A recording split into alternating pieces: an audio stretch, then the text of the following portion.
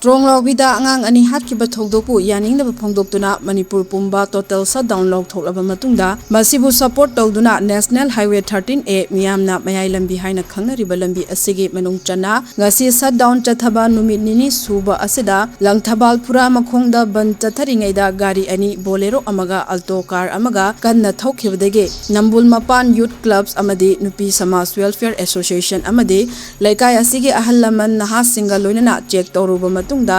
gari ani adudagi yamlaba yuuu kaya phagattuna club members amadi maira paibi ima ibel singa loinana thugaiduna Manghankhre Nupi Samaj Welfare Association ki secretary laifakpam memsa thoibina haikibada Manipur da leiriba club CSO maira paibi miyamna punna numit mangani total shutdown tawba makha chatharakpa oina laikai asigi naharo sing club maira paibi singa punna khusam naraga yamlaba yuuu puduna lakpa gari ani ase ngasi nongalamdaida phagatlaba matungda manghankhibani hairi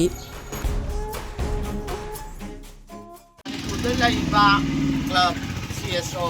mayamna Manipur pumba duni bangani shutdown tawbaga makha samdajaboina laikai gi naharon sing club maira paibi sing samnaraga ngasi androdagi lakpa yamlaba yuuu